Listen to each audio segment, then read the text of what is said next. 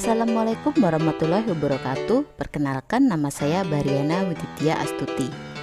Kali ini saya akan memberikan tutorial tentang bagaimana melakukan uji validitas dan reliabilitas menggunakan aplikasi pengolahan data, yaitu Stata. Sebelumnya, biasanya uji validitas dan reliabilitas itu diperlukan oleh seorang peneliti sebelum melakukan sebuah penelitian. Instrumennya biasanya harus dilakukan uji terlebih dahulu. Nah, di sini saya akan memberikan tutorial tentang bagaimana melakukan uji validitasnya dan juga reliabilitasnya apabila menggunakan instrumen berupa kuesioner. Biasanya suatu data dikatakan valid apabila R hitungnya lebih besar daripada R tabel, dan dikatakan reliable apabila nilai alfanya lebih besar atau sama dengan 0,6.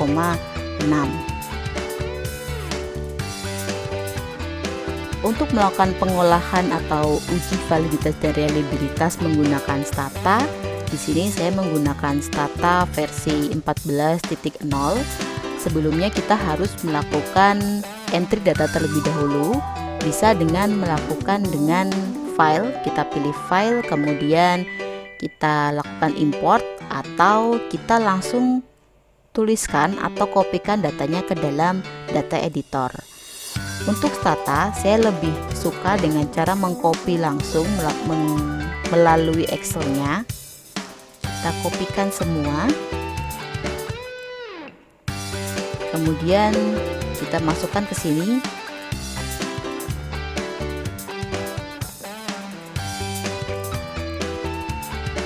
Selanjutnya kita tinggal mengetikkan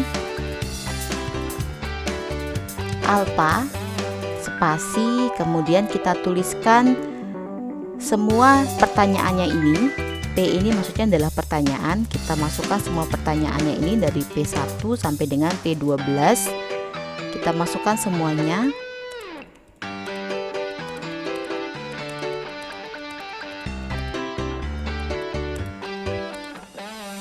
Kemudian diakhiri dengan koma spasi item. Sudah muncul hasilnya. Apabila kita ingin melihat nilai R hitung, maka kita lihat dari nilai item test correlation ini. Kita lihat nilai R hitungnya. Kemudian untuk melihat nilai alfanya, kita lihat dari nilai test scale ini.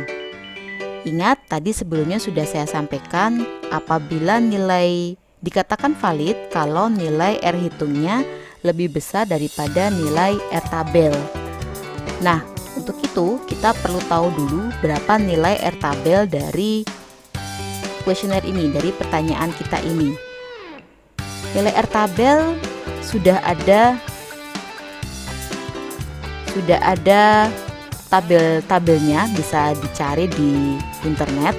Biasanya untuk kesehatan masyarakat kita menggunakan yang uji dua arah dan juga dengan tingkat signifikansi 0,05.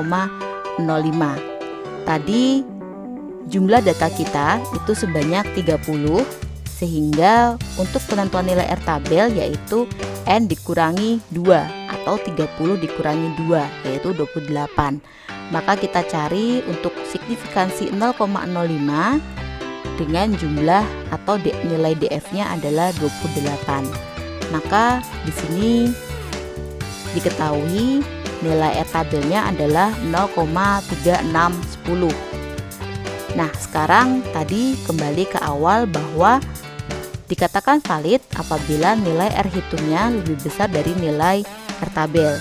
Maka harusnya pertanyaan yang valid itu adalah pertanyaan yang nilainya di atas 0,36. Maka di sini kita lihat pertanyaan pertama, R hitungnya adalah 0,3410. Berarti pertanyaan ini nggak valid karena dia di bawah nilai 0,36. Pertanyaan kedua valid karena di atas nilai 0,36. Begitu juga dengan ketiga, 4, 5, 6.